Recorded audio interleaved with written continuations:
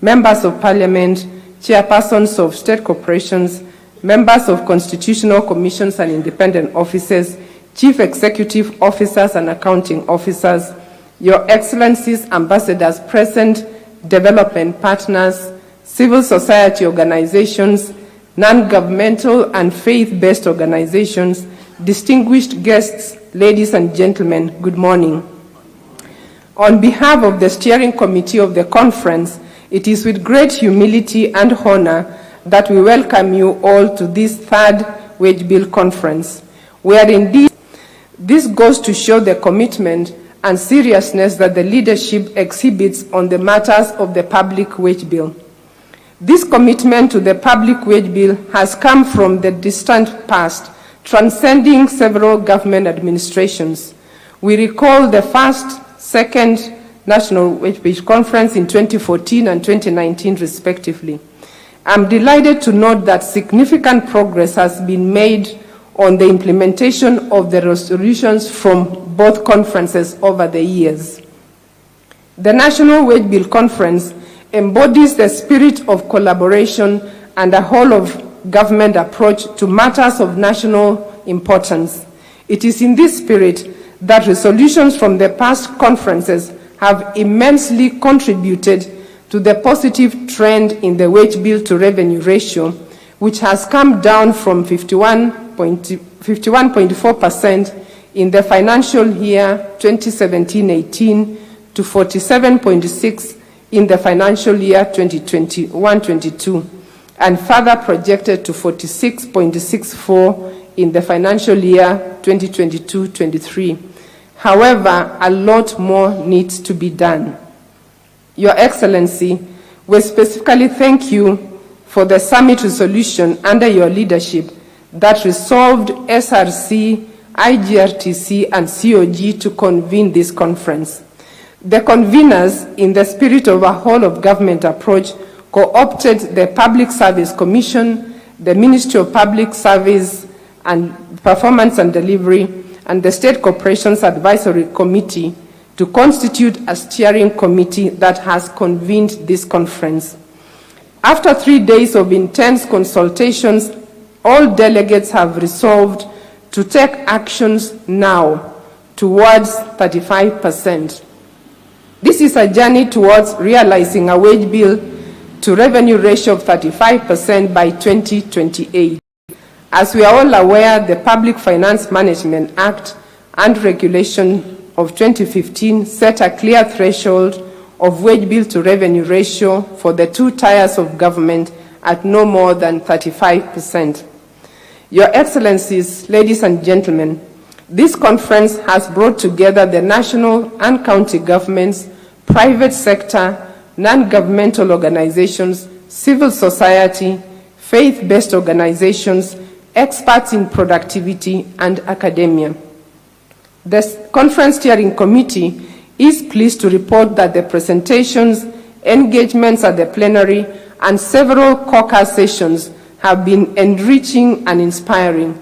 The delegates have benefited from presentations, discussions, and sharing experiences. Consequently, everyone is well aligned with the vision to realize the towards 35% aspiration target. In addition to the deliberations during the conference, I'm pleased to let you know that under the leadership of the steering committee, a technical team comprising of staff from COG, PSC, the Ministry of Public Service, the SCAC, Ministry of Labor, IGRTC, and SRC, Auditor General, and Controller of Budget, developed technical papers that will be shared with all the delegates after this conference. These papers provide further insights into the presentations that are a synopsis of the technical papers. The 2.5 days have created a shared understanding of the public wage bill in Kenya, its profound impact on our national, county, and institutional financial resources, service delivery to Wanjiku, and economic development of our country. Through shared understanding, the delegates converged on resolutions that shall be presented here today. Resolutions that shall propel Kenya to inch closer to the 35% wage bill to revenue ratio. We owe it to wananchi to collectively achieve this target. Your Excellency, we are extremely grateful for your leadership in this wage bill discourse. The next generation is watching our footsteps. We then can agree here and resolve not to bequeath to them an unsustainable wage bill, but rather a wage bill that is affordable and fiscally sustainable. A wage bill that will not crowd out resources for development and service delivery, and which then propels this country to the next level of economic empowerment of its people. Your Excellencies, distinguished guests, ladies and gentlemen, as I conclude my welcome remarks, the journey towards 35% public wage bill to revenue ratio is possible by 2028. It is within sight. We need not, therefore, defer to the next generation what this generation must do, and we must do by 2028. It is only right that we fold our sleeves and make it happen for this generation. With your leadership, Your Excellency, we are all aligned, and through collaboration and a whole-of-government approach, we shall succeed. God bless you. God bless Kenya. I thank you. Thank you very much, Madam Mengich. At this point, Your Excellency would like to now proceed to a panel discussion, and allow me to invite Commissioner Wangui Mushiri to take her seat, and she is going to introduce the panel that is going to be having this discussion. Your Excellency, the objective of the panel discussion, it's a roundtable discussion bringing home the current status of the role of leadership and the way forward on matters wage bill and revenue. Commissioner Wangui Mushiri, the floor is yours. Thank you. Thank you, Gitonga. Thank you, Your Excellency. Allow me to stand on the protocols already established as I invite the panel to this discussion. Our first participant will be none other than the SRC chairperson, Madam Lynn Mengich. If you could please make your way down, and a round of applause as she does. She's worked very hard hosting this panel. Our next panel discussant will be the Cabinet Secretary for Public Service, the Honorable Moses Kuria. Thank you so much, sir, for gracing us with your presence. We will also have the Council of Governors Chairperson, Her Excellency, Madam Anne Waiguru. Please, let's give her a hearty hand of applause as she makes her way down. And last but not least, our keynote speaker for today, the Honorable Retired Chief Justice, Mr. Maraga. Please, if you could take your seat, please.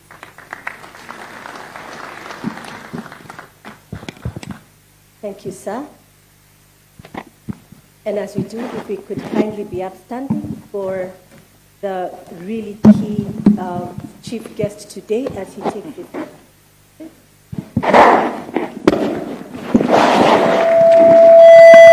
Let us welcome him kindly with a hearty hand clap.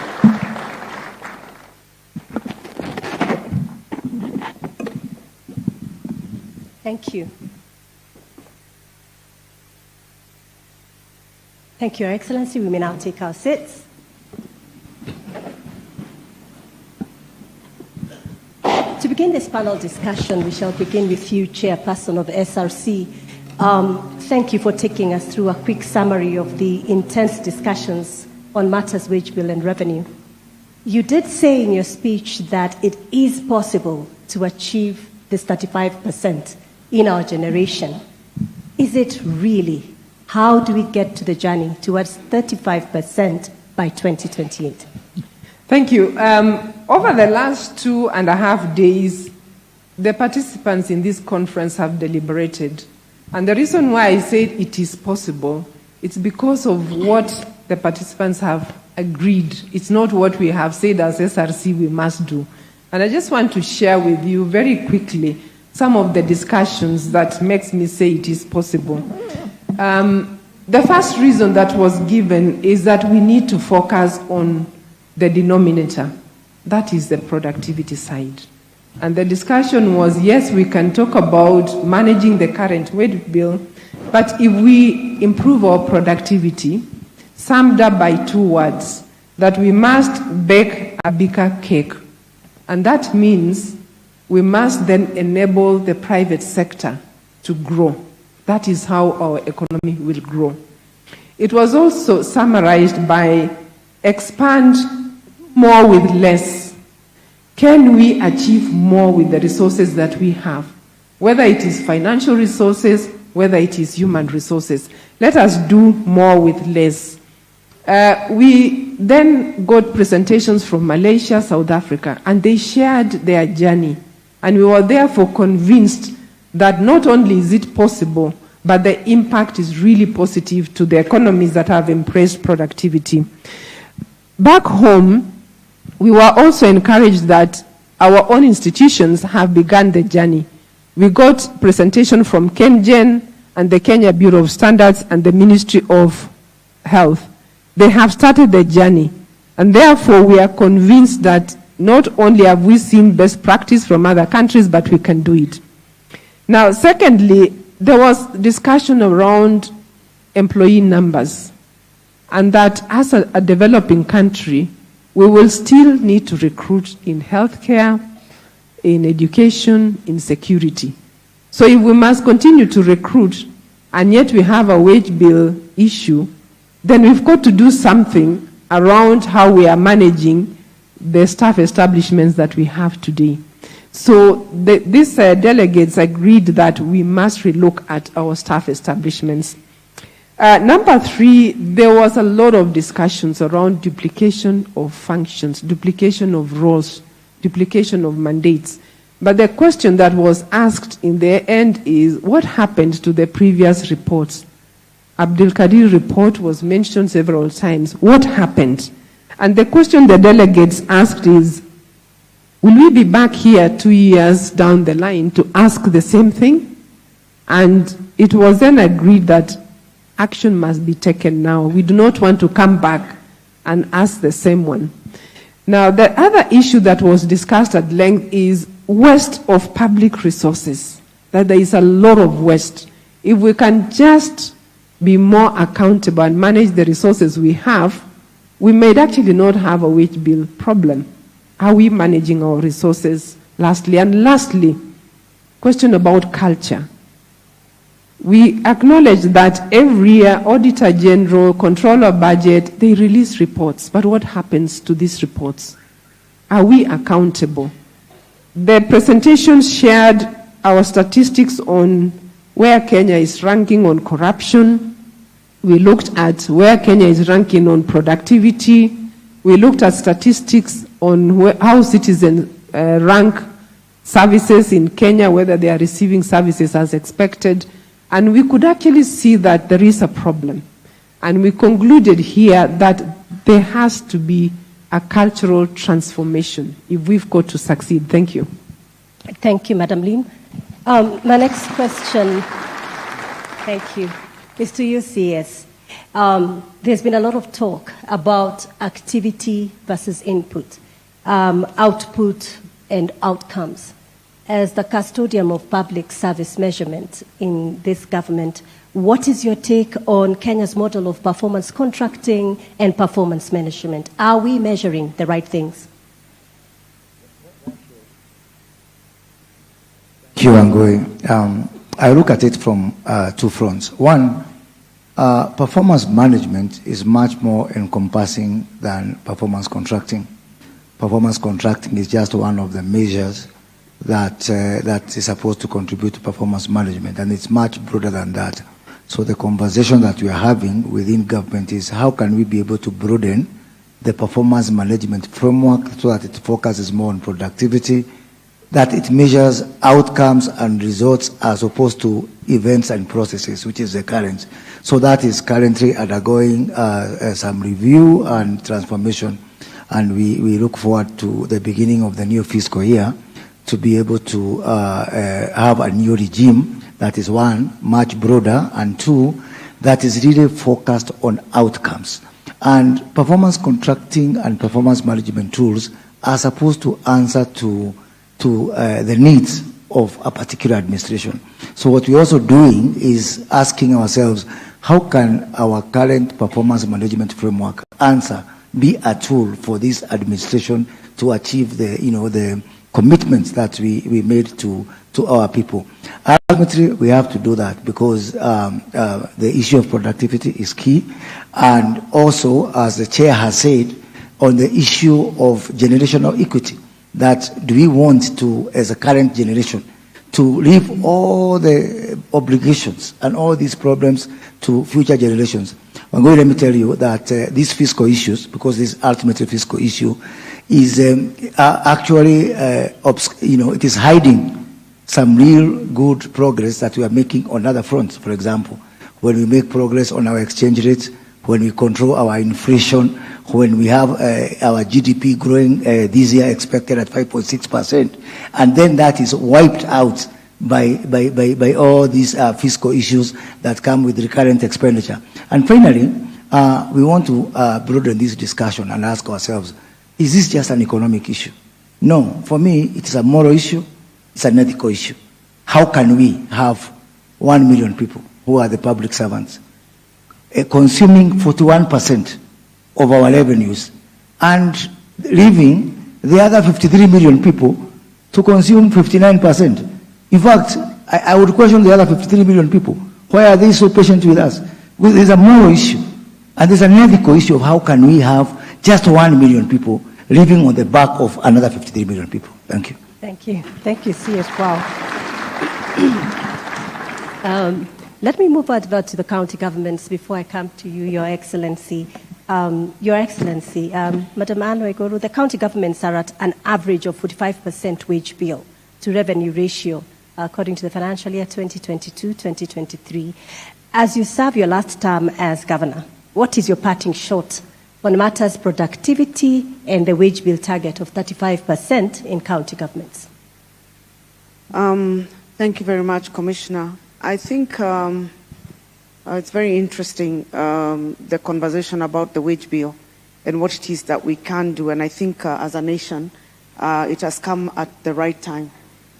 Indeed, the county governments at the moment are at about an average of 42%. That means that there are those with a lot higher, and then there are those who with a lot less, closer to 35.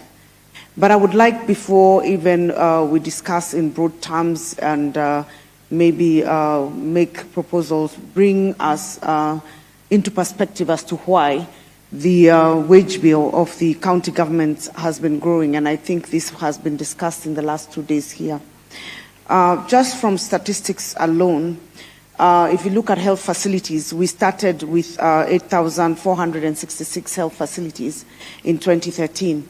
We are now at 16,655.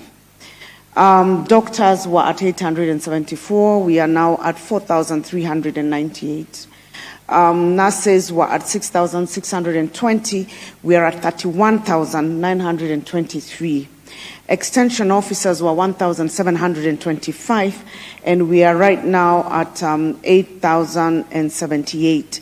And now we have started the UHC program. We are going to increase and include our CHPs into the wage bill. And therefore, with all that and the payments for NSSF and all, this is very critical that we have this conversation of how do we achieve all this, because the things that I have mentioned are indeed critical. And not to mention that we also inherited mostly on the county's side bloated public services from the defunct local authorities, and those people being protected under the permanent and pensionable. So even if you were to do your restructuring, you would not be able to move them. So you have to increase for critical services that are devolved, and at the same time be able to maintain the current staff that you have. The other very critical issue is that revenues to counties has not been increasing in the commensurate manner for all the functions that we have. If you look at where our revenues are pegged, they are pegged on audited accounts of maybe 3 years or so behind, as compared to 3 to 2 years behind, as opposed to the current year that has just passed, where the percentage of revenue going to counties will be a little higher. If the percentage of the revenue to counties was higher, and if counties put measures in place to increase their revenue allocation, they would be able to lower the average, the wage bill average per county. But this is one issue that we cannot skirt around. I think we need to have a conversation about functions and resources following those functions. And then, as Chair of SRC has said, maybe we need to look also at our structures and see how they are populated and how do we deal with the issue of rationalizing those structures so that you have critical staff that are required for the critical services that counties are supposed to implement, the functions that counties are supposed to implement. Now, on the issue of my parting shot, what is it that I would say? I think this country needs to look very deeply, introspectively within. Many times we come to conferences and have conversations about what we need to do, but when we go to implement, we implement for the first 6 months or so, and then the resolutions fall by the wayside. A culture of accountability, as has been said, is critical. And those in the public service who have been given the privilege to serve in the public service have to answer that very critical question that has been asked by Moses Kuria. Are we supposed to be spending our resources on unproductive activities as opposed to resources for development? And what is this amount of money that we should cap and say, whether we are a county government or at the national government, what is this figure? And that figure has been said. We have a target right now of 35, but is that the ideal?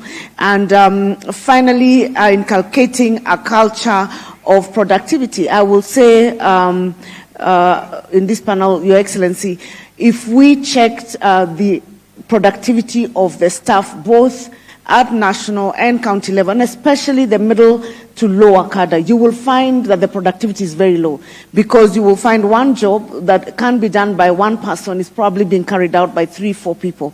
But this is a very sensitive conversation when you're talking about a country where everybody is aspiring to join this public service. Maybe we need to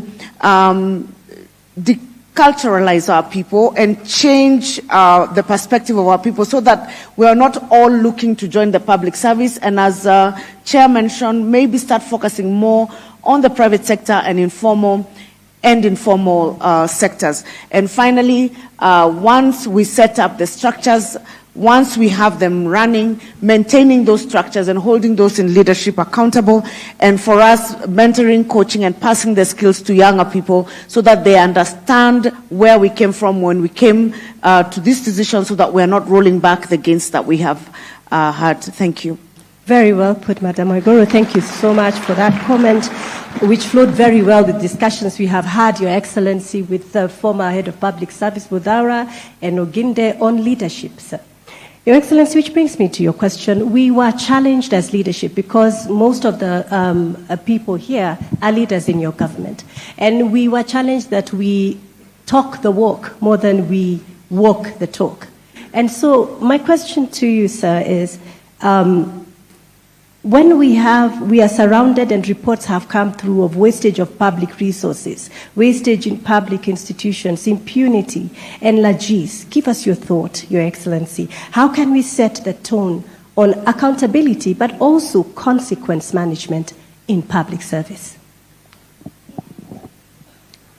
Thank you very much, Wangoi. And first, let me congratulate the teams that have brought together this conference. I remember we met at the request of the SRC to put together this conference so that we can reflect on the 2 summits that we had before and how much progress has been made.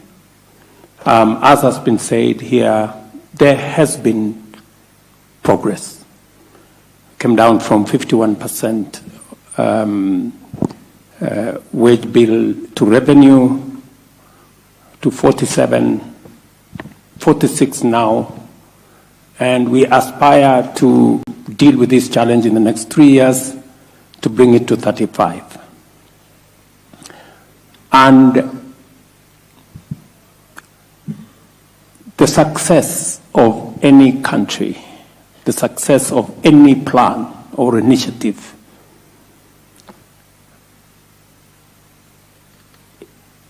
will stand or fall on leadership.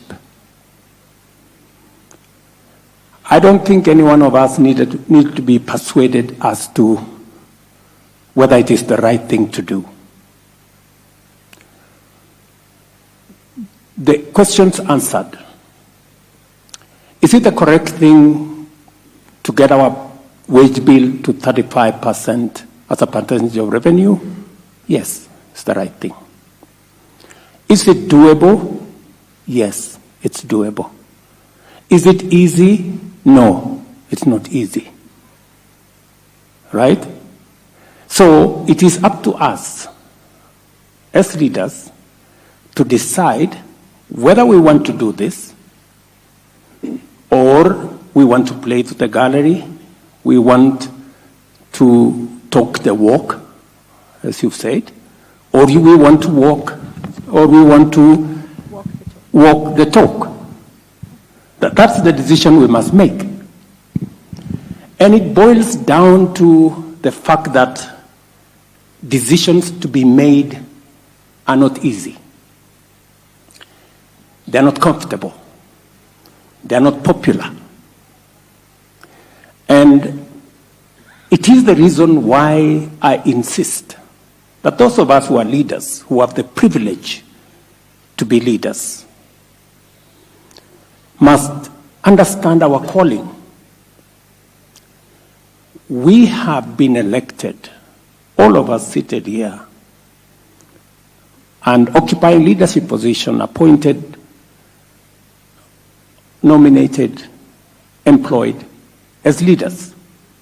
And we have been given responsibility to do the right thing, to make the right decisions, even if they are not popular. And the challenge we've had as a country is that we all know what is right.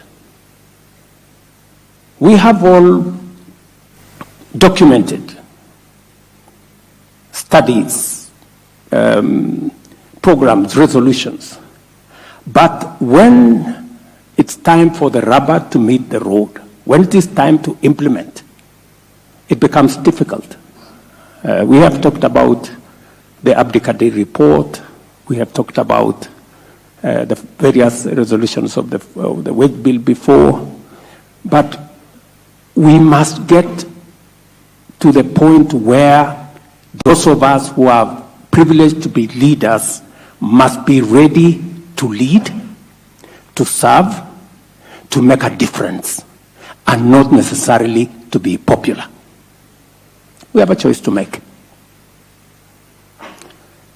And if you want people to clap for you all the time, if you want to be a popular guy, you have an option. You can be a comedian.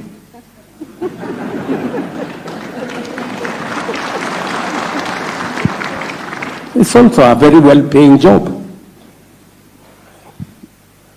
And it boils down to some of the, let me give you two examples.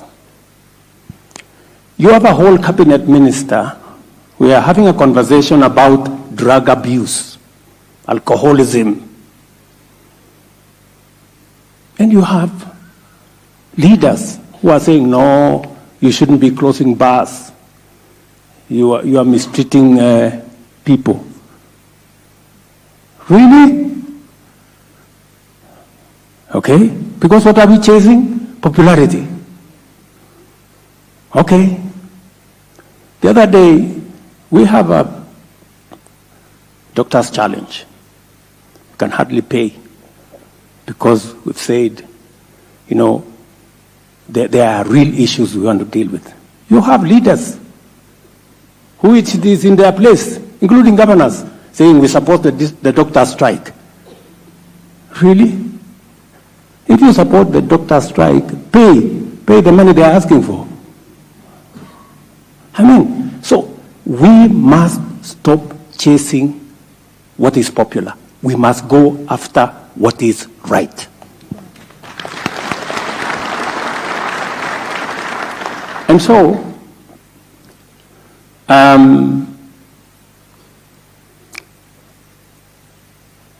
we have 3 issues from where I sit in this matter of the wage bill. Number 1, we must deal with the numbers. The current ratio is that we have so many support staff, and the push from the public is everybody wants a job. Mr. President, give us positions for the military, for the police, for this, for that. We must be deliberate about creating alternative pathways to employment. Public service is not a place for employment. We must build alternative, and that is why, deliberately, as a government, we have said we're going to implement programs that will create opportunities for employment. And we are going to be deliberate, we are going to be intentional, and we are going to push hard. Under our housing program, our plan is to create 1 million jobs. We are at 140,000 as I talk to this audience. It is a program that we all agreed on. For example, housing was in the manifesto of Kenya Kwanza, it was in the manifesto of Azimio. When it got to implementation, it was a problem. Why? Because we want to be popular. When do you know what the right thing is? We are going to be intentional and deliberate because it is the way we are going to create jobs and not load on Kenyans under the public service. Number 2, we've changed the law. I've signed a new law I've signed the new legislation into law. We're going to create opportunities in the digital space. There are tremendous opportunities in the digital space. That way, we can create alternative pathways and not overload public service. We're going to export our labor. We're going to create jobs in our special economic zones. On Friday next week, I'll be in Athi River with American companies who are bringing 20,000 jobs to Kenya because we've given additional incentives on our special economic zones. It is the direction we must go as a nation. I want to encourage us. We have millions of young people out of school, out of college, out of university. They deserve employment opportunities. We owe it to them as a nation to create opportunities for them. It is not in the public service. The public service cannot accommodate all of them.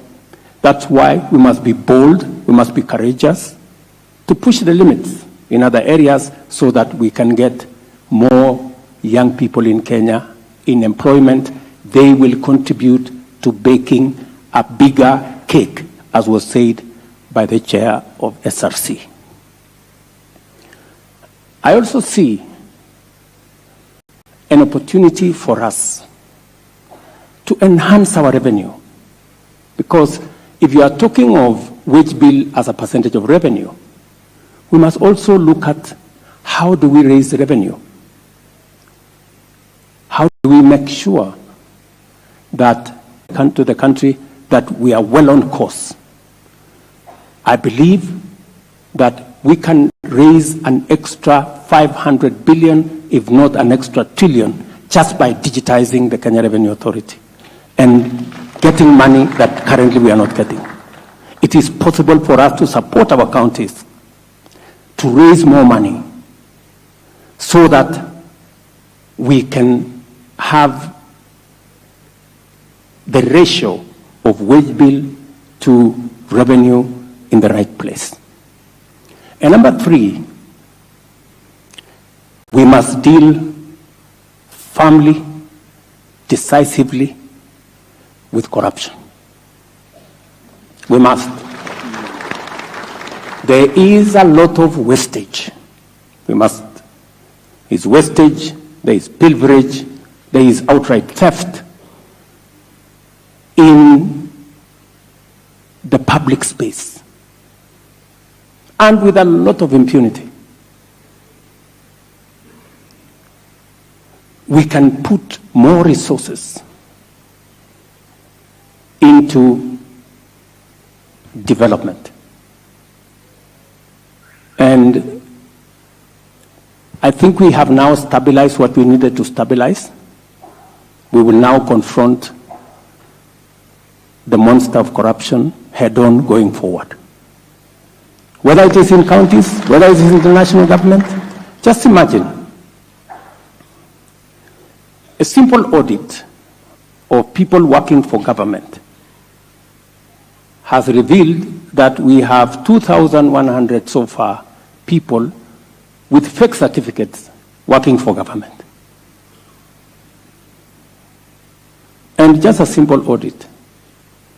And from this conference, Madam Chair, I hope we are going to add one more resolution on fake certificates. Those who have earned money using fake certificates should refund us our public money. Isn't it equivalent to obtaining by false pretense or something? You know? And those who are in government offices today with fake certificates, they should leave. They should resign and go away and look for money to pay us public resources that they have earned falsely. And that chain continues. That chain continues. Good people, we just must do what we must do. And for your information, I intend to do it. Yes. And I am ready to take the consequences. I'm already Sakaya, so there is no problem. If the country is going to get where we want it to go, I don't mind names. Yeah? I don't mind names. So long as we get the country where it should go. So, I don't know whether I've answered your question, but that is my position. I know we have set a target of 2028, Madam Chair. I think it's doable earlier. I think we can do it earlier. We can at least review it by 1 year, down by 1 year. We can do it by 2027. I think it's doable. Because we are burdening the next generation of Kenyans. And you know, speaking to the matter Moses mentioned, that 1 million of us who are working, we are taking away 1.1 trillion of the 2.2 trillion we collect. So 1 million of us. And you know the irony of this is that when we are asked, those of us who have the privilege to earn from the taxes of Kenyans, are asked to contribute 1.5% so that other Kenyans can have a job, we have a big problem. Not forgetting that there are another 50 million Kenyans who earn nothing, as we earn something. And they pay taxes the way we do. Surely, good people.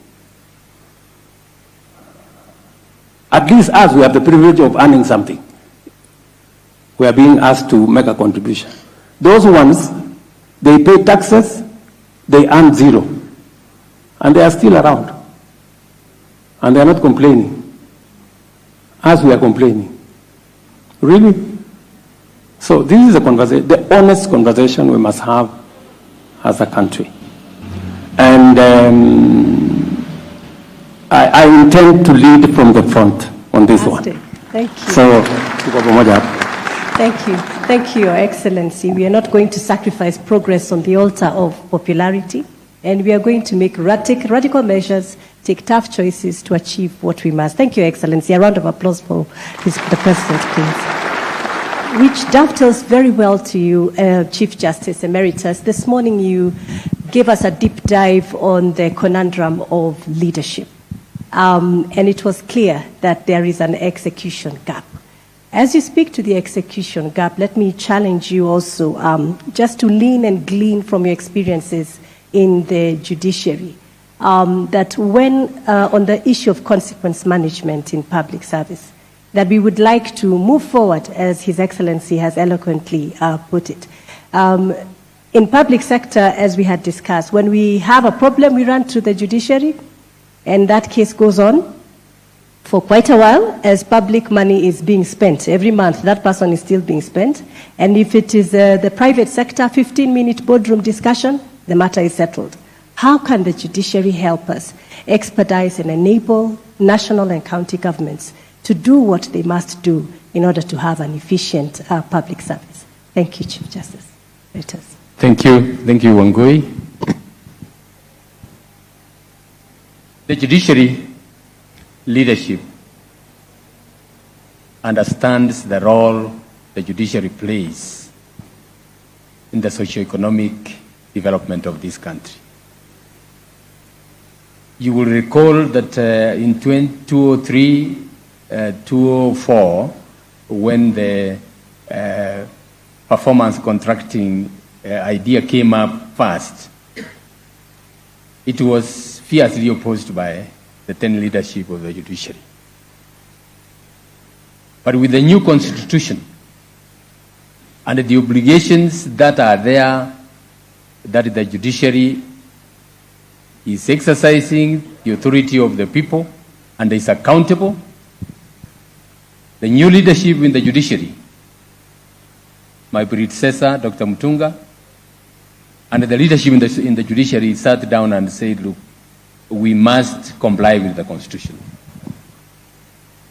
Then what the judiciary did was to sit down, get all the judges, the leadership and the representative of the judges, and say, look, we cannot have commercial disputes lying in courts for years on end, because we are holding a lot of investment funds that would go into the economy.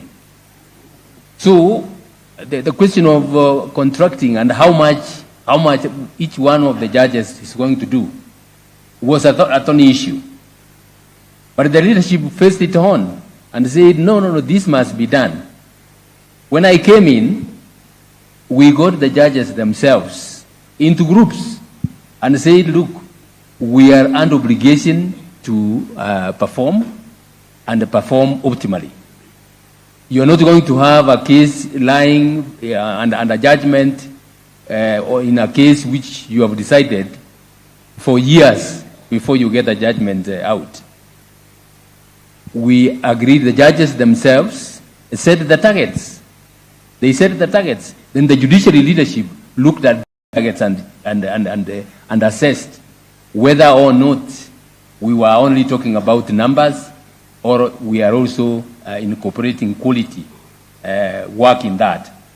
and came up with the performance assessment and contracting, and the judges themselves and the magistrates started working towards those targets. I'm happy to report that quite a number of matters were resolved, and the speed at which the cases are being disposed now is much, much higher. The other thing that we looked at was the issue of alternative dispute resolution. We embraced it. It is in the Constitution. We embraced it and said, look, there are very many matters that can be disposed of through alternative dispute resolution. So we came up with mediation. Arbitration is there. We told the judges to deliberately look at the issues, cases before them, and see which ones can be resolved through those alternative dispute resolution. When you talk about cases, Your Excellency, cases of succession, succession at the end of the day boils down to the distribution of the deceased estate. And if you're going to be mechanical and say you want to hear these cases and decide, you will get the siblings going out of court, in fact, and getting arms to kill each other. But when we came up with mediation and referred most of those cases to mediation, quite a number of people were happy going out. The siblings discussing those cases and going out and dealing with them. So that's how we have gone about it. And now we came the time of utilizing technology. You know, from the COVID-19, 2020, most of the operations came to a standstill. As the leadership of the judiciary, we said, look, we can't. We are offering essential services, and we must find a way of dealing with this. And we came up with the harnessing technology. We had challenges. We, a lot of opposition, sadly even from part of the government, Your Excellency, and more even from the stakeholders. But we were firm, and we started virtual courts. We started electronic filing of cases. Your Excellency, it is now common knowledge that the courts are able to operate, quite a number of them. The Court of Appeal, for instance, doesn't have any virtual sittings, physical sittings anymore. They are disposing cases through virtual hearings. So that is what it requires. You require leadership. Like now, we are finishing this unless you have a courageous leadership, unless you have a committed leadership. We will come back here 5 years down the line and say, look, the resolutions from this conference, maybe only a third have been implemented. And we go on going in circles. So what I would, as I said in the morning, what we need is leadership which understands its role, which understands its mandate, which knows that it is answerable to the public. And more importantly, Your Excellency, I'm happy with your statements. Yesterday and the day before, listening to the discussions that were here, what came out clearly in my mind is we need political will. Political will at both levels of government to move quite a number of things. And with the His Excellency at the helm and in front, and the governors following suit, I can't see why we cannot achieve or get near achieving what we require to do. Thank you. Thank you. Thank you very much, Chief Justice. Before I go to Prime Cabinet Secretary, let me ask CS Moses Kuria. Your ministry is the custodian of the IPPD. How can we ensure that all public sector institutions migrate to a unified payroll system to mitigate wastage, double pay, ghost workers, manual pay, fake pay, etc., etc.? Thank you. Thank you, Wangui. On the issue of cleanup of our payroll, we had given ourselves 12 months to ensure that everybody migrates. I'm under instructions that has to be completed by December 2024. That everybody at all levels of government must be under the IPPD system. And we are also going to work with the Council of Governors to ensure that even casual workers, even somebody on one-day contract, is on some system one way or the other. Even the issue of casual workers is not reason enough for someone to be outside a payroll system. Further, you are aware of what we are doing on our health space, that we are migrating everybody, all Kenyans, into what we are calling the digital health. And as part of that digital health migration, we have to take data of all Kenyans. And that data will start with public servants.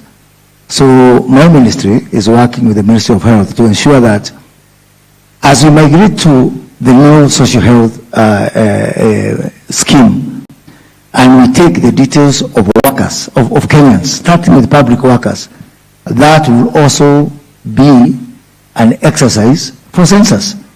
So, as I said before, on the issue of ghost workers, because the people from our religious space have failed to fully exercise ghosts, we are going to use technology to ensure that this issue of ghost workers disappear. Thank you. Thank you, thank you. Let me ask us to focus our attention on the podium as I ask the Honorable Prime Cabinet Secretary this next question. We are currently operating on an average of 65% of approved staff establishment in the public service. If we were to recruit to 100%, the wage bill will grow from 1.1 trillion to 1.8 trillion. What is your take on this number, sir?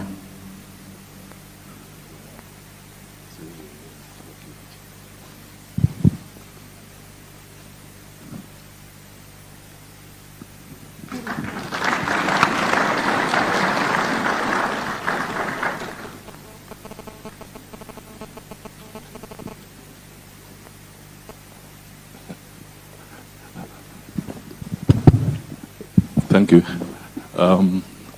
You can understand it's awkward to be speaking from that podium when the president is here. That is the quickest way to get my salary slashed.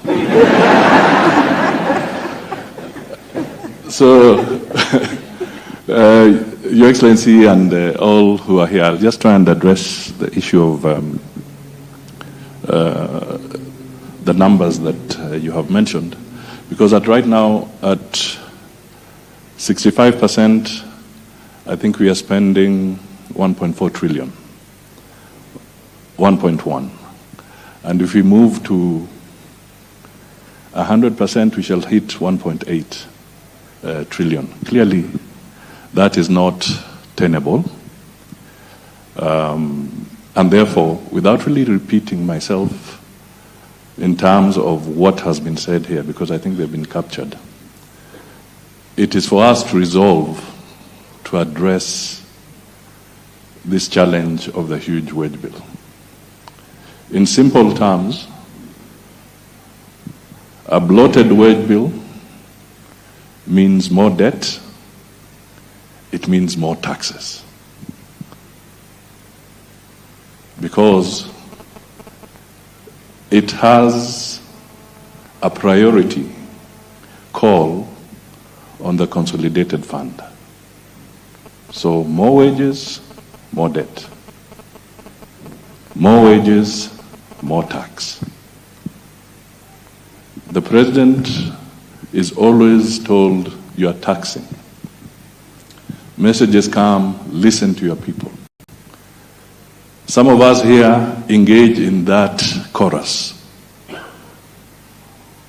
actually criticizing and even emphasizing that he's overtaxing. What are you doing in your own center of authority to shed off the excess weight? That should be the fundamental question here. Previously, we have had retrenchment, we have had the golden handshakes in the past, all targeted at trying to address the issue of the wage bill. So if we have to get to where we are, we then have to figure out how do we leverage on technology as a critical intervention on addressing the wage bill. How does Parliament play its role? How do the county governments play their role? And how do we prioritize our overall programs in the economy so that we do not suck the energy out of the economy by a bloated wage bill? Finally, Your Excellency, with your permission, just to emphasize that as we discuss the issue of the bloated wage bill, we must also address ourselves to what is the real wage? What is the living wage?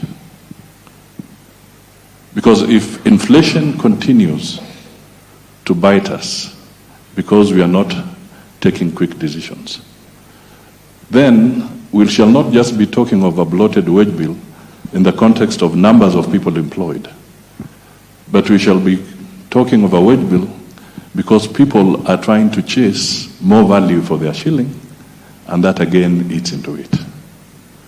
And finally, the Chief Justice is here.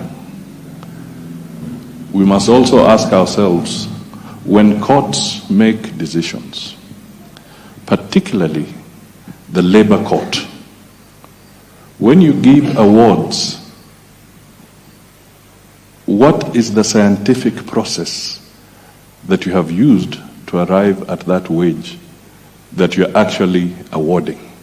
And what does it mean for the broader economy? I think that is my end of my That is fantastic. Thank you.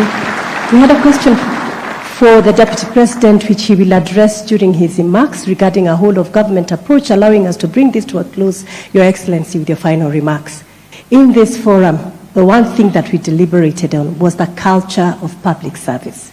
And we agreed we need to regenerate and renew our culture in public service if we are to achieve the better model that you have asked us to do.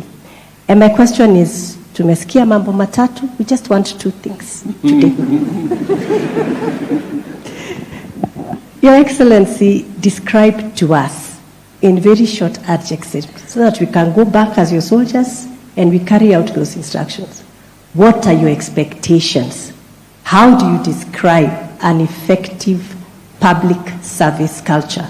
And on the same breath, what do you want us to stop doing as a public service, as far as culture is, to be effective and to achieve this 35% that we're talking about? Thank you.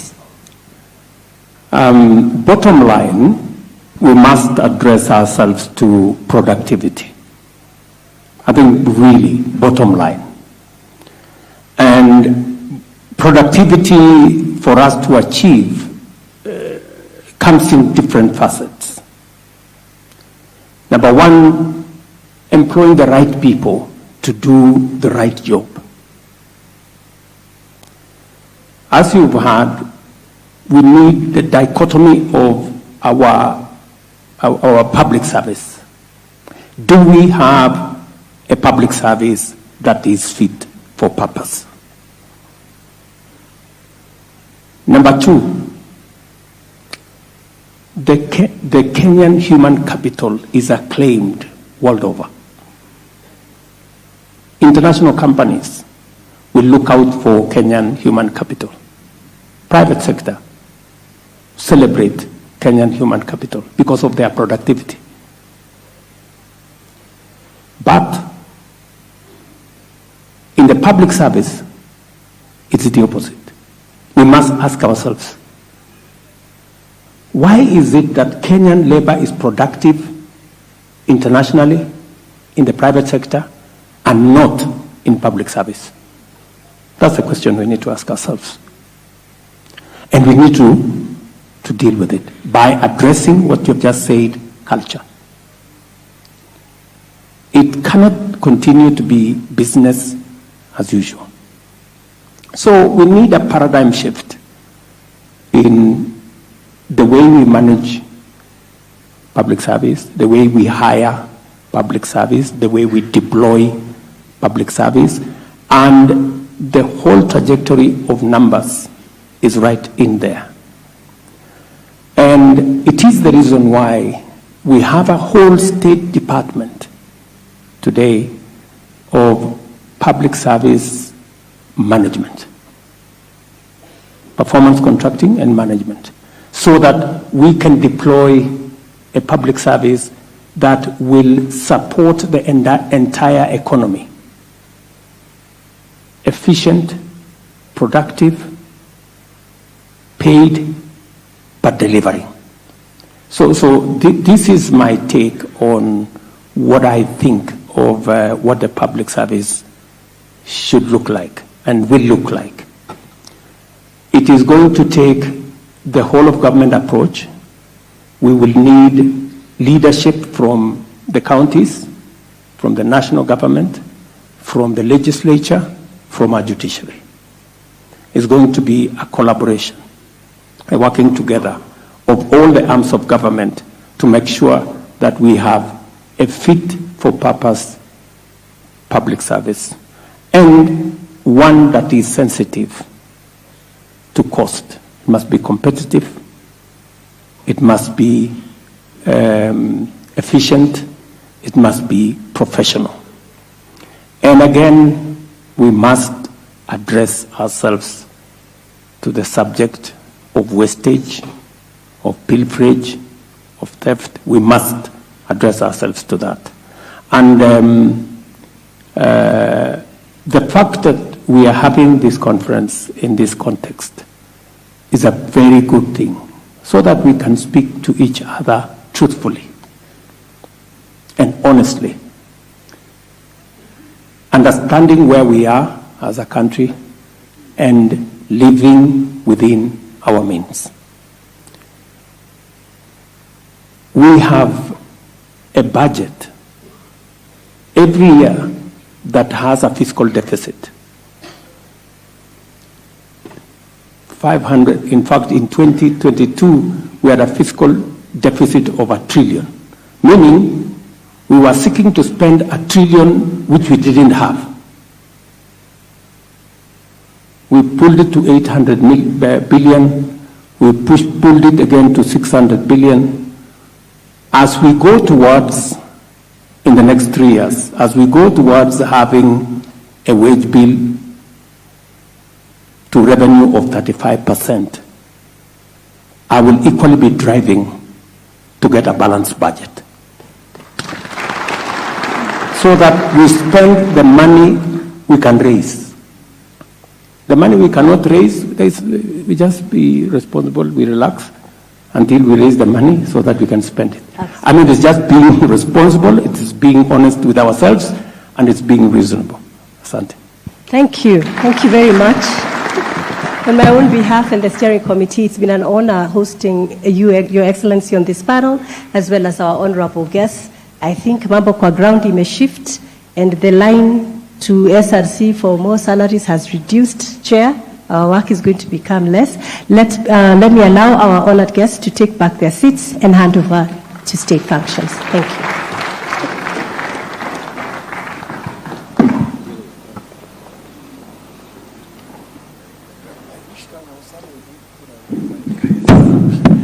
Let's put another round of applause, please, for our panelists, and also for Commissioner Wangui Mushiri for handling that panel.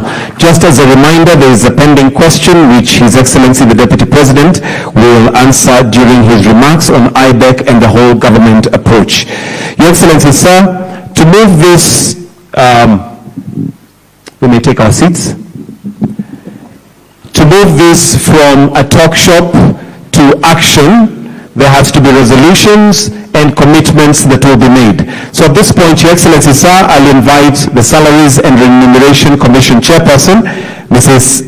Lynn Mengich, to come and read and submit the resolutions made so far. We can put our hands together as we invite her to, or welcome her to come and read the resolutions.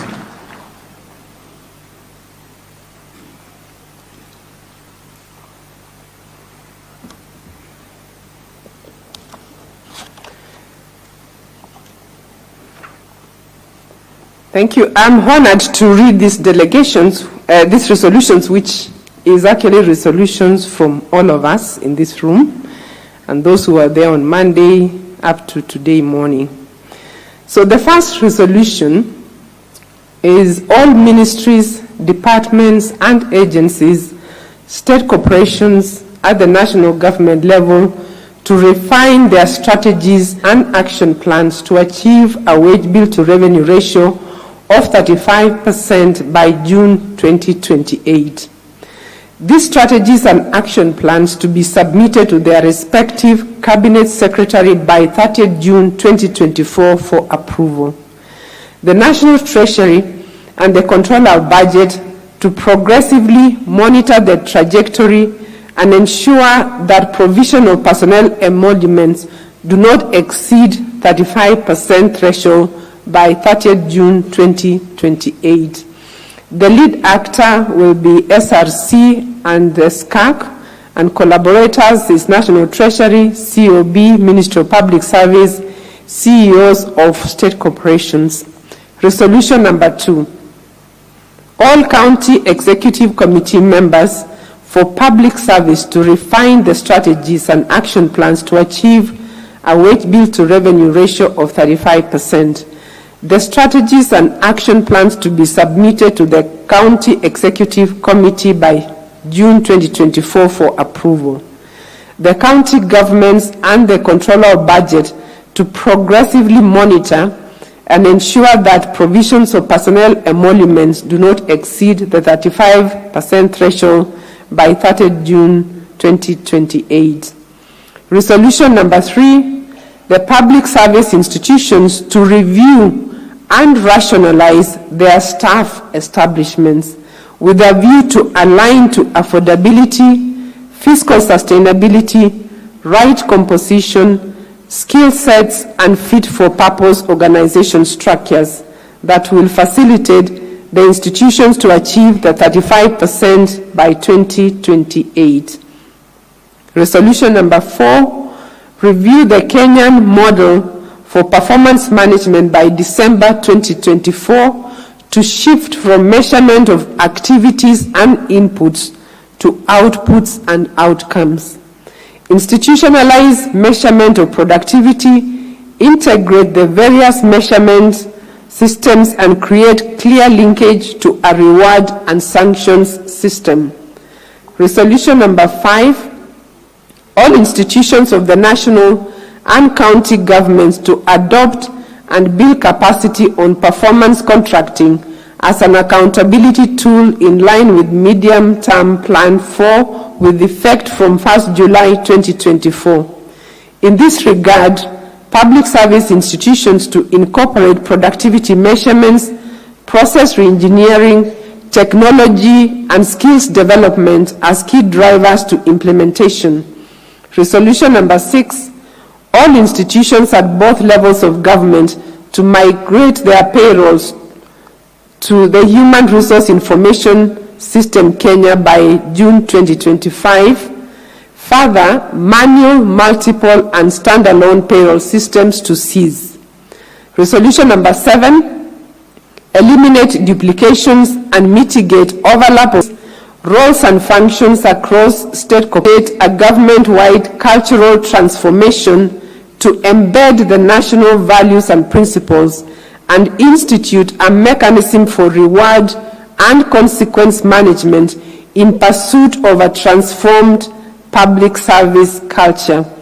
Resolution number 9, submit the resolutions to the summit for adoption and thereafter constitute an intergovernmental multi-agency team to implement the resolutions. And Your Excellency, you requested that we add resolution number 10. But since it is these delegates who passed that resolution, I'll ask them to give me the yes to add a resolution on fake certificates. Can we add that? Yes. So, Your Excellency, we shall add that resolution because that is what the delegates have all agreed. So thank you. So with that, I will now hand over the resolutions to the national government and the county government through His Excellency the President for their implementation. Thank you.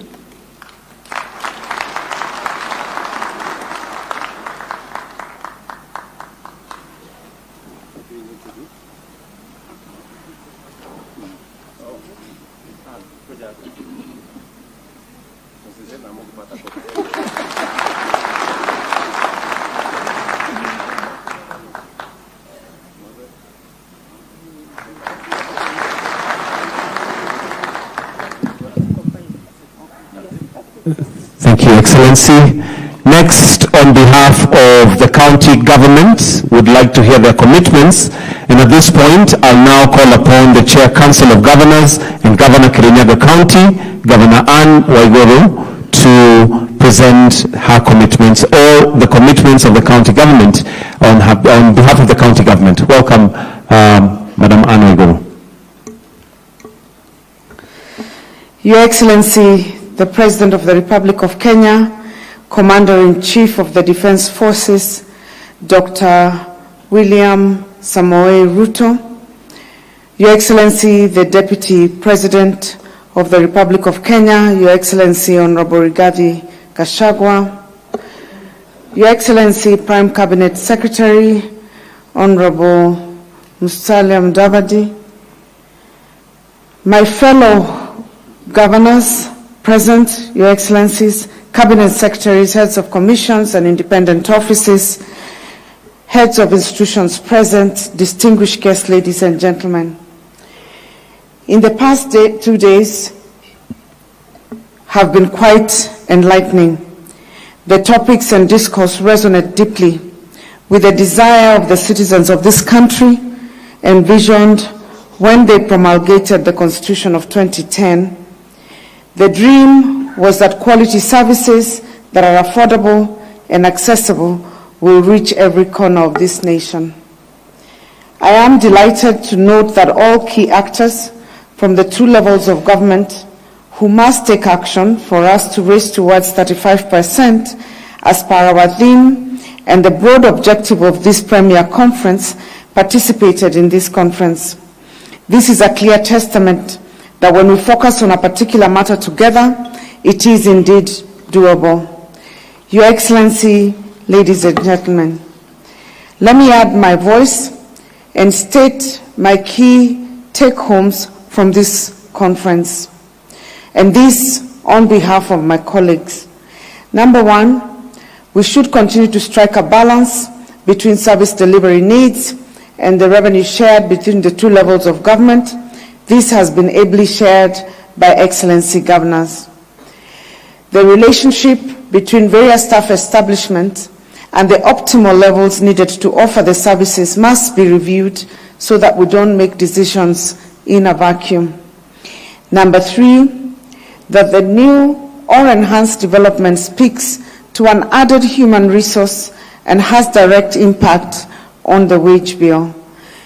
Number 4, productivity mainstreaming needs to start from the top, where we as governors are committing to lead and cascade it to the lowest level, and requires also a paradigm shift in the ways we do business in our public service. Number 5, on the use of technology, that is not an option and should be a perennial discussion and also implemented. It is proven that the use of technology has many benefits, from the reduction of leakages of resources, facilitating higher collection of revenue, reduction of processes, and also the human resource. A classic example is at Huduma Center, Your Excellency, which reduced the time it takes to receive any government services. Number 6, best practices and emerging good trends are within us. We must celebrate and embrace them. Let us therefore celebrate and learn from counties and other MDAs that have consistently attained the 35%. Number 7, the mentorship and coaching is key to generational transfer of good culture that all of us must consider for impact. And finally, for the counties, we need to finalize the costing and transfer of functions that have been devolved, and as well as their attendant resources. The raft of measures and strategies discussed and agreed upon in this conference and the past conferences must continue to be implemented at all levels of government, without which we will be gathered in vain. The issue of productivity being key, Your Excellency, must cascade across even county governments. And on behalf of my colleagues, I would like to give a commitment to the implementation of the main target of reducing the wage bill by 35% to 35% by 2027. We will endeavor to do that. Your Excellency, we will also review our structures to ensure that they are aligned. We will also commit on behalf of all the governments that will also review all the staff that are working in the county governments to confirm that we also at the level of the county governments weed out any individuals with fake certificates. Your Excellency, that is the only way to improve our productivity. In conclusion, I would like to share from the quote by Napoleon Hill, which states that the starting point of all achievements is desire. Our desired outcome of this conference is to see the wage bill go down. This is achievable. The current administration has given us the space to thrive. Let us take advantage and prove to all the naysayers that indeed the public service is the cornerstone of service delivery. Therefore, let us take a quantum leap and huge steps to take our country to the next level. As county governments, we commit to implement the resolutions arising from this conference. God bless you and God bless Kenya.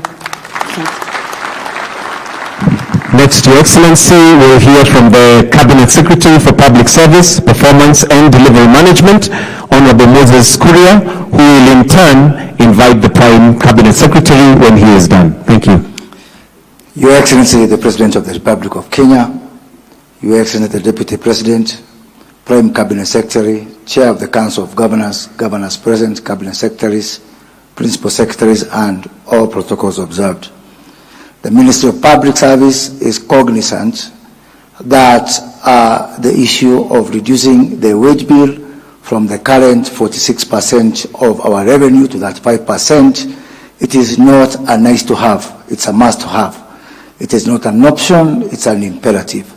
And in this regard, the Ministry is also cognizant of the fact that this is not the only issue that we have to deal with to reduce our recurrent expenditure, which continues to frustrate our ambitions. As we open our balance sheet every year, we open with an irrevocable commitment to fund several programs, to fund our free primary program, to fund our free secondary program, to fund our fertilizer subsidy program, to fund our social protection, to fund our counties, to fund our NGCDF. I don't know why anybody would want to be the president of this country. Because even before we open the year, we are opening with so many commitments which are irrevocable and which are non-discretionary.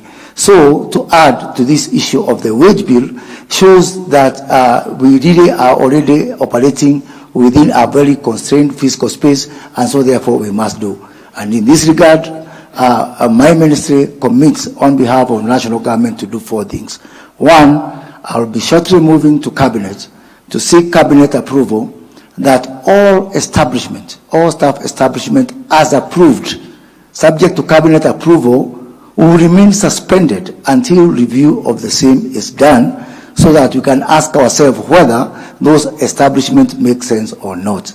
Secondly, my ministry is going to spearhead a government-wide program of looking at our processes, reviewing our processes, asking ourselves which processes are not making sense, asking ourselves which processes can be done using digitization, so that as we review our establishment, that we are able to have a public service that is fit for purpose.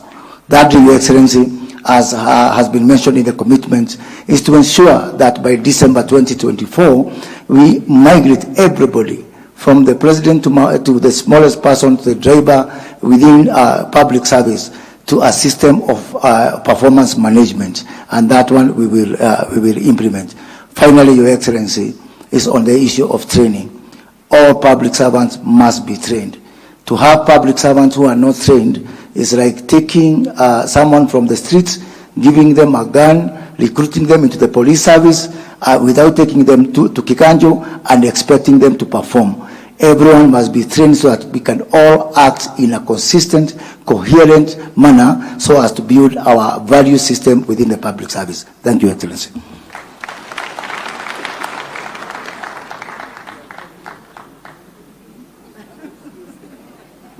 Now it is my pleasure to invite the Prime Cabinet Secretary, the one and only Quick, Honorable Musalia Mudavadi. Thank you. Thank you. Your Excellency, the President, Dr. William Samoei Ruto, Your Excellency, the Deputy President, my colleagues in Cabinet, the Chair of SRC, distinguished governors, participants, good afternoon. I had an opportunity to say something when I was there, so I will just limit my remarks so that we can give the President ample time to make a more detailed pronouncement on this issue. But first, let me commend the SRC and all the people who have put this convention together, because indeed it is a very significant gathering that is aimed at shaping and improving our economy. That is absolutely important. The second thing is just to be a little bit maybe philosophical.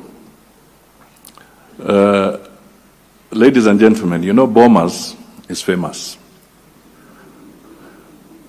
Resolutions in Bomas sometimes are bitter, sour, or sweet. But today we are gathered here on a very fundamental issue.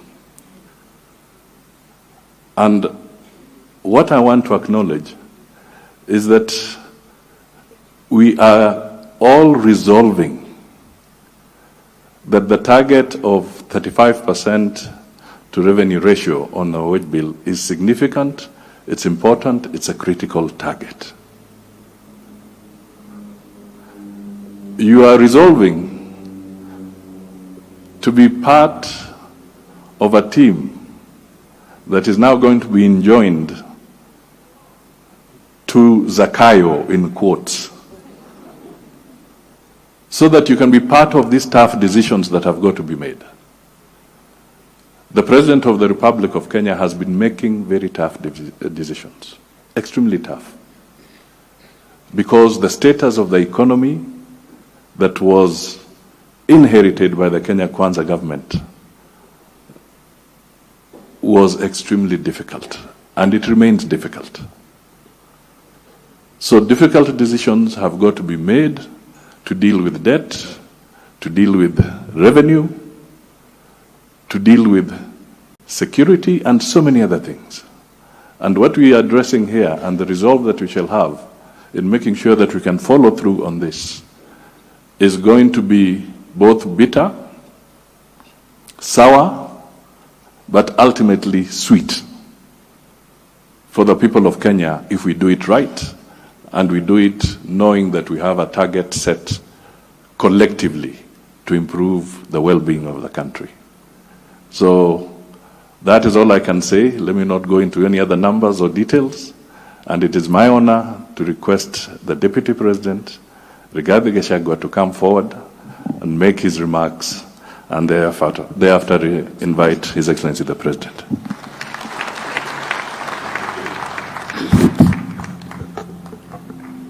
Your Excellency, the President of the Republic of Kenya, Dr. William Samoei Ruto, all the distinguished participants, all protocols observed, good afternoon. Your Excellency, this is a very important conference, and in my thinking, I should have been invited on the first day, not the last one, because this must be a very truthful conversation that requires a truthful and an honest man. But now I'm coming at the tail end, but I'll still speak truthfully. Your Excellency, I've been asked as convener of IBEC to comment. It is true. We do sit with officials from the national government and our governors in that forum called IBEC. And the truth of the matter is that the wage bill among our counties sometimes is between 47% up to 70%, which is contrary to the PFM Act of 2012, that caps at 35%. This situation is not sustainable, and that is the truth. And Your Excellency, most of these people seated here are not very truthful. Despite that they are clapping in these resolutions, my own engagement with them tells me differently. In my duty as coordinator of constitutional commissions and independent offices, which you have given me, and it's a great privilege, I receive many complaints and petitions against this or that commission. 98% of all the complaints and petitions that I receive are against the chairperson of the Salaries and Remuneration Commission. And most of the people seated here do bring those petitions. Indeed, Your Excellency, to be truthful, you are the only person I have heard you say that the chairperson of the Salaries and Remuneration Commission is doing a good job. Everybody else has a problem with her. So let's be honest and let's be truthful, and there's a time. This wage bill is not sustainable, and those resolutions are very good, and I hope you have endorsed them and clapped from the heart. Your Excellency, I cannot sit here and purport to give you advice. Lakini, this issue of fake certificates, I think it's a quick win for us. I think it's a quick win, Your Excellency. If we make a decision to get rid of all the fellows and characters with fake certificates, probably we could knock 10,000 people from the wage bill and recover $1 billion or $2 billion. But Your Excellency, hiyo kibarua ni ngumu. Sijui utaanzia wapi kwa sababu sioni mtu mwingine akiwezana naye. It requires a decision at your level. And I don't know who will help you. Because unajua ni mtu wangu, lazima nikwambie ukweli. Watu wengi wako kwa serikali, wengine magavana, wengine heads of department, wengine wamekaa huku, wengine wamekaa na wewe hapa. Makaratasi yao iko dosari. So you will have to make a decision. Na sijui nani atakusaidia. Maybe Musalia ataweza because nilimuona ADD pale akisoma. Hata mimi nilikuwa pale. Na unajua mimi rais, hii maneno ya makaratasi sishughuliki sana naye. Because mimi sitaki kwenda hiyo barabara ya kwenda River Road. Mimi natosheka na ile kidogo niko naye. So when I've been complaining that I'm feeling lonely at the top, because my boss has 3 degrees, controller of State House has 3, nani kila mtu, mimi niko na kamoja. So hii watu ya River Road wamekuwa wakinitafuta. Nasema sasa wewe naibu wa rais unalalamika nini? Tumesaidia watu wengi. Tumesaidia fulani, tumesaidia fulani, tumesaidia fulani. Rais, hawa list hiyo nitakupatia ile nimepewa ya wale wamesaidika. Unajua, Your Excellency, as you are looking for a running mate, and it was looking like it was me and Professor Kindiki who were in the final shortlist. And my supporters were feeling probably I could be disadvantaged because Professor Kindiki ako pale na mimi niko pale. So a lot of my supporters and characters were calling me. Wanasema tunaweza panga haraka haraka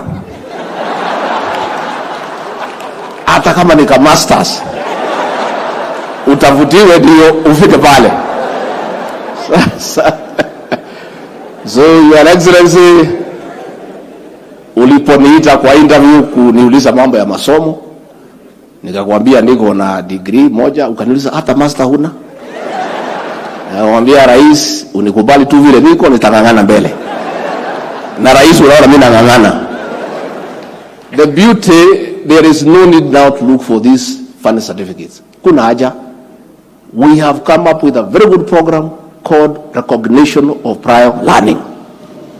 If you feel you have skills and competencies that needs to be certified, the mechanism now is there. Kuna haja ya kwenda River Road, Uganda, Ghana, wapi, kuna haja.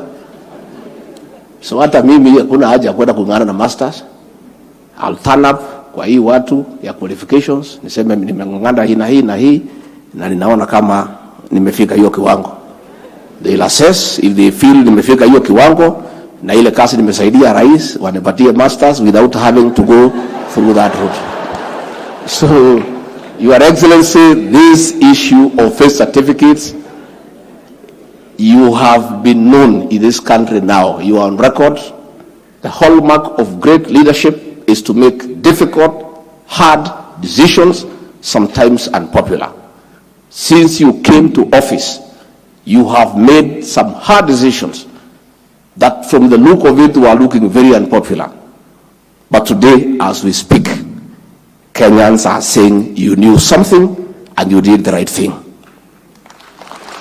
In this matter, wage bill, in this matter of fixed certificates, Your Excellency, I want to encourage you, make hard decisions that will be beneficial to this country.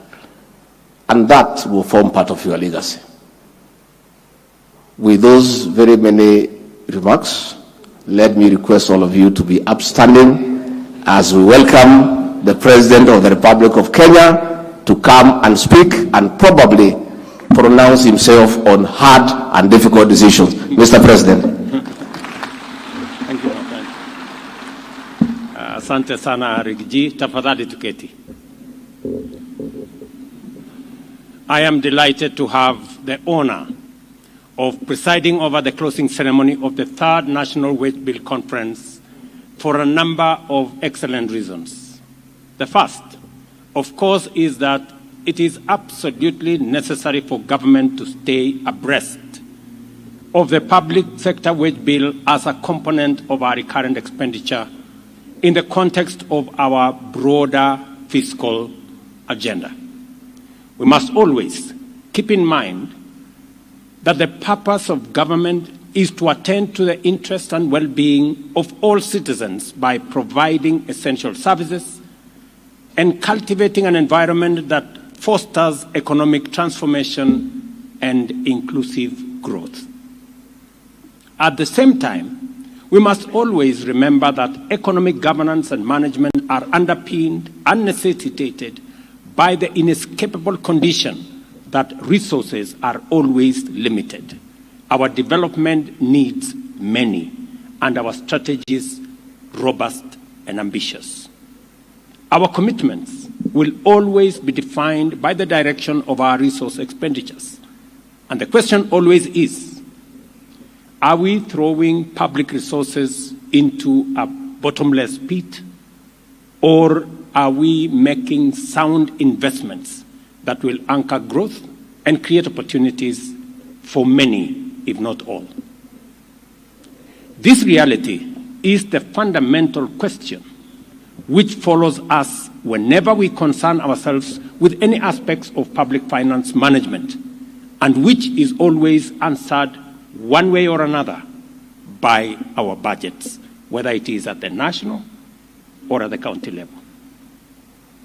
The second reason why this event is important is that the bottom-up economic transformation agenda has invited Kenyans to bravely confront difficult questions, make hard and often painful decisions, and evaluate whether we are serious about rapid growth and inclusive prosperity. The bottom-up economic transformation agenda examined the levels of poverty in our country, the number of people without employment, persistent food and nutrition insecurity, as well as severe vulnerability to climate shifts. The agenda has also prescribed a radical program of ambitious investment in programs and projects with potential to rapidly and sustainably turn the situation around. These investments in the strategic sectors of agro-industrial growth and food security, the micro, small and medium enterprise, universal health care, affordable housing, and the digital and creative economy require development financing to be available consistently and over a long period. In turn, this imperative has brought home the implications of a national fiscal culture where recurrent expenditure has grown excessively, devouring development expenditure and depriving the country of opportunities to achieve real growth. In fact, this culture reached the point of borrowing expensive debt to finance recurrent expenditure and consumption subsidies. The cost of this trend is very high debt with increasingly risk of distress, low development, unsustainable recurrent budgets, runaway unemployment, poverty, and of course, inequality. Following extensive consultations around the country, we agreed as a people of Kenya that this situation cannot continue. We have to stop living dangerously and beyond our means. We instead need to tighten our belts and make necessary adjustments to make resources available for productive investment. We have seen the fruit of this resolve. As a result of prudent management strategies and bold decisions, we are now far from the cliff of debt distress. Investor confidence is growing in our country. Our currency has reversed its previous calamitous slide against major international currencies. Our import cover has grown to commendable levels, and our general economic outlook is positive. Food production has grown by record margins in successive seasons. Kenyans are receiving health care at home because of our community health promoters program. Young men and women are finding increasing employment opportunities across economic sectors, starting with our affordable housing program and all the digital space. As I talk to you today, we have 140,000 Kenyans working in our affordable housing program that were not working last year. We have 120,000 young people monetizing their digital skills. And many more are in the pipeline as we implement our program. There is no doubt that the implementation of the bottom-up economic transformation agenda has placed the country on the right path. Consequently, I am confident that the consistent execution of this agenda will deliver the goods we pledged in our manifesto. The Constitution mandates the government to ensure that public expenditure promotes the equitable resource and development of the country. The Salaries and Remunerations Commission is mandated to continuously monitor the fiscal sustainability of public compensation bill, the ability of the public sector to attract and retain best available skills, recognize productivity and performance, as well as transparently and fairly adjudicate on matters which bill. I know, as my deputy has said, If there is one organization that is not very popular, it is the Salaries and Remunerations Commission. They have a problem with the legislature. They have a problem with the executive. They even have a problem with the judiciary because everybody expects more pay. I want to encourage our legislature. I know they have tried in the past to limit the budget of the SRC as a punishment. I want to encourage them to be more patriotic. If there is one organization that needs support to enable us make the right decisions, not for themselves, but for the country, it is the Salaries and Remunerations Commission. I want to commit that the government of Kenya will continuously make it possible for SRC to attend to their mandate and to guide the country and to guide entities on matters, salaries, and wages so that continuously we can live within our means. The succinct theme of this conference says it all. There is work to be done in ensuring that the public wage bill meets the constitutional threshold. In recognition of this challenge, both levels of government resolved to work in partnership under the aegis of the Intergovernmental Relations Technical Committee in conjunction with SRC and the Council of Governors to set up this conference. As a national government, we have taken the lead with a commitment to reduce our wage bill to 35% of revenue by 2027. I know we've all agreed here on 2028, but I want to encourage us to review that date because it's doable to 2027. As a matter of fact, this very conference was a product of these discussions because we recognize the urgent need for a platform where stakeholders engage on strategies and action plans aimed at achieving this 35% target. Although there is no doubt that government will need to increase employment in critical sectors to enhance service delivery, whether it is in security or in health or in education, the key implications of our deliberation is the need for actions to eliminate duplication of functions and overlaps in roles among ministries, departments, agencies, the national or the county government, and even commissions and independent offices. Even though our public sector wage bill is unsustainable, as it stands at 1.1 trillion, it represents only 62% of authorized establishment in the national government, and 100% recruitment would drive the wage bill to 1.8 trillion.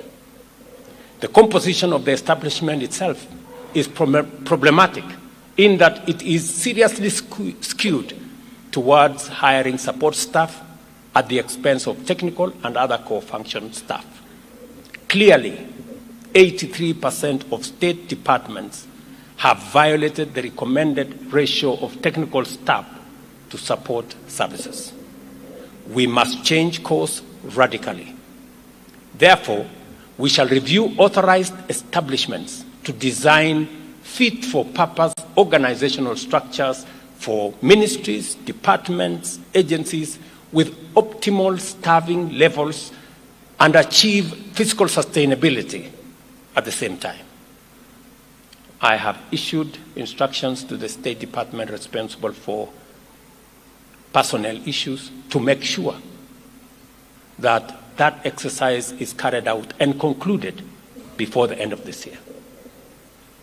Our agenda is to work with determination to build on 2 decades of implementation of results-based management with its various tools, including rapid result initiatives, performance contracting, and citizen services delivery frameworks, and deliver an effective, efficient, and transparent public service as a first step to turning Kenya into the hub of public and private sector productivity.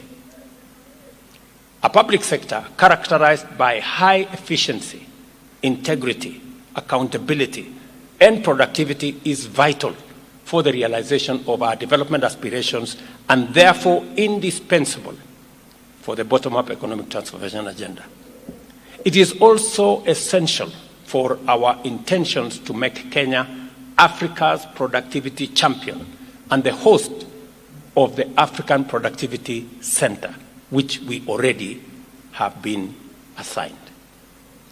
To get there, ministries, departments, agencies have to be much more serious about compliance with fundamental integrity, efficiency, and productivity standards. The level of non-compliance with vital constitutional mandates uncovered by the Auditor General and the Public Service Commission in their annual audits is unacceptable and amounts to impunity that can no longer be part of our public service. Just imagine, only 24% of our organizations received an unqualified audit, and the level of compliance with the PCS's audit of compliance with national values is far from pleasing. And nobody is bothered. We're continuing as if it is business as usual. I mean, leaders, heads of ministries, departments, agencies that have qualified accounts, one way or another, don't even bother to ask themselves, what are we doing about it? We cannot deliver for Kenyans when we are burdened with impunity, and we must work round the clock to make sure that we walk away from the current status. Let me again repeat, we cannot deliver for the people of Kenya when we are burdened with impunity and wounded by non-compliance. I want to see reports outlining corrective actions in respect of both audits within the next 21 days. And I expect radical improvements in future audits. It cannot be business as usual. If your accounts are qualified, I mean, you cannot just expect that, okay, it is qualified, so, I mean, you must do something about it. And so I'm expecting a record in the next 21 days of, so what? What are you doing about it? It is true that as a public sector, we have an obligation to secure the best skills in the market to serve its citizens. To do this, the terms of service must be attractive and reasonable enough if they cannot outcompete the private sector. Over time, we have made progress in raising the condition of service for all levels of public sector employees. And this fact cannot be denied. In fact, in some instances, the public sector pays better than the private sector. However, this progress was part of a journey which began at the time when public sector compensation was significantly lower than private sector remuneration.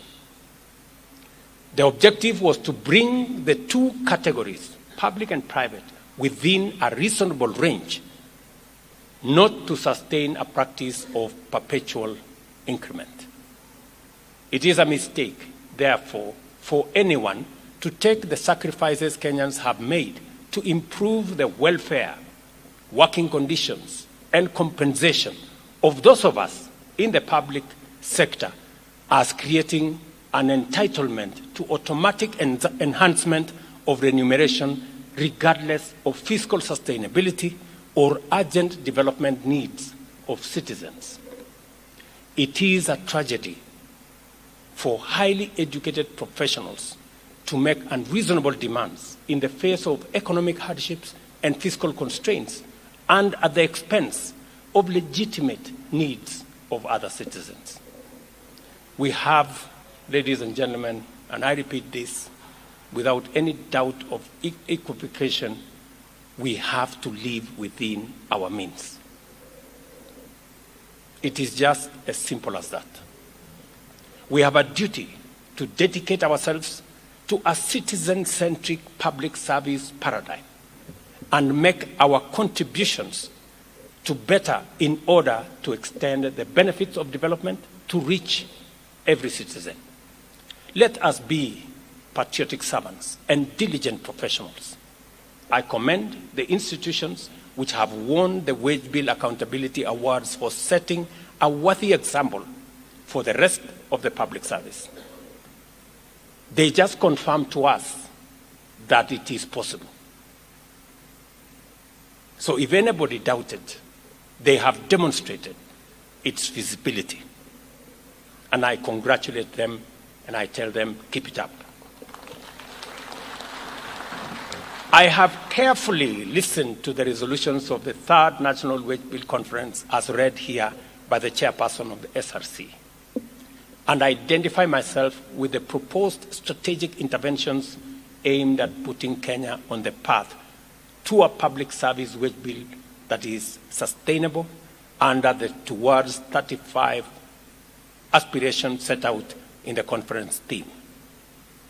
Let us collaborate and remain committed to implementation, because that is where the test is. We cannot fail if we work together in the spirit of patriotism, partnership, and teamwork. The government of Kenya remains committed, available, and determined to support every institution in implementing these resolutions. We must therefore get to work immediately and remain on the job until it is done. We have, ladies and gentlemen, a unique opportunity to achieve radical and lasting positive change in our country, whose effects will last for generations. This is why we must remain focused at all times, collectively. The third annual Wage Bill Conference, which we have privileged to attend at this moment in our history. And I am confident that the next time we come here, we will be reporting progress. As I have requested, Madam Chair, that the job that we have assigned ourselves, bringing down the wage bill from 46% to revenue to 35% to revenue, can be achieved by 2027.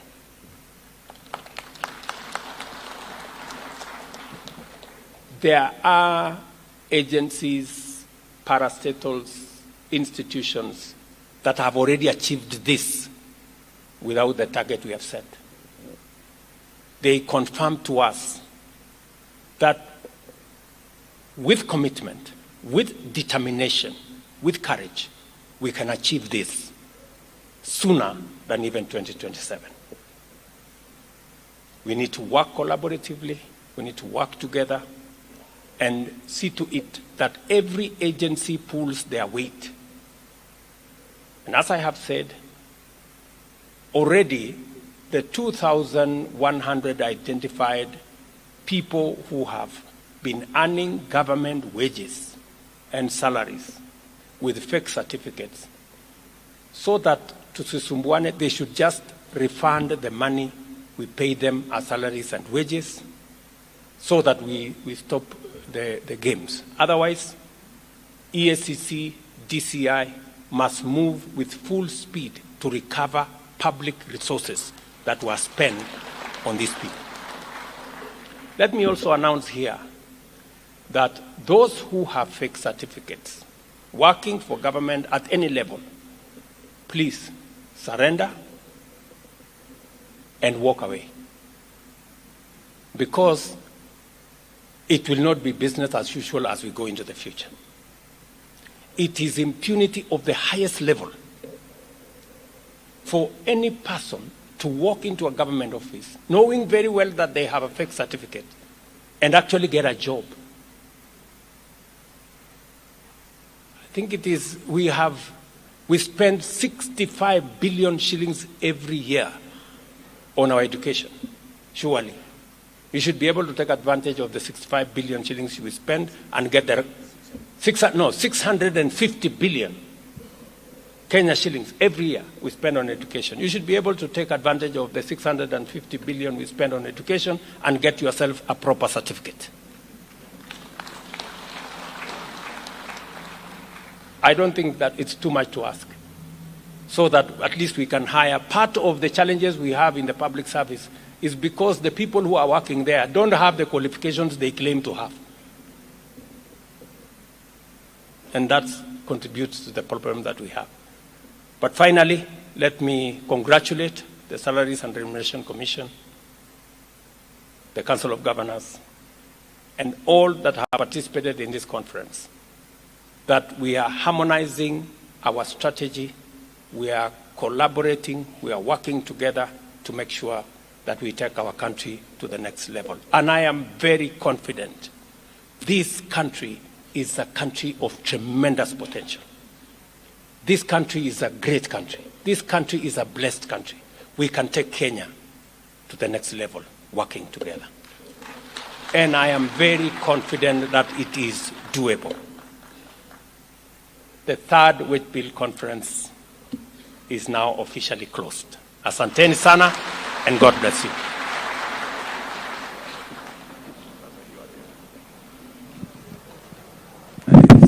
One more round of applause for His Excellency, please. May I kindly request that we take our seats briefly. Your Excellency, the Wage Bill Accountability Conference, or rather the Wage Bill Accountability Awards, to be given to several. So if we can take our seats kindly, briefly. And we have 3 awards to be given out, and they are in the following. This is what they have achieved so far. The wage bill for these institutions has not been more than 35% ratio of revenue for 3 years consecutively. They have also demonstrated improvement on reduction of ratio of wage bill to revenue towards achieving 35% 3 years consecutively. They have unqualified audit opinions for the last 3 years consecutively, and have also put in place productivity mainstreaming measures. Your Excellency, I'll now move to those who are going to be awarded, and the first institution is Unclaimed Financial Asset Authority, UFAA, as second runners-up. If we can put our hands together for them as they now receive their award. That is Unclaimed Financial Asset Authority, UFAA, who are second runners-up.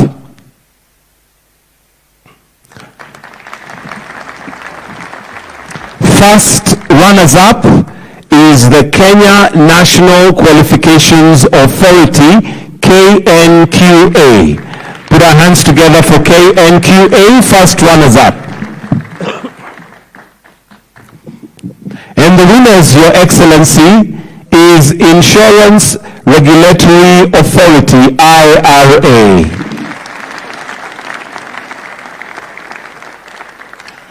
Thank you. May I request then we all be upstanding as we are now going to finish off with the national anthem. We have a short photo session outside, but for now we'll finish with the plenary with the national anthem.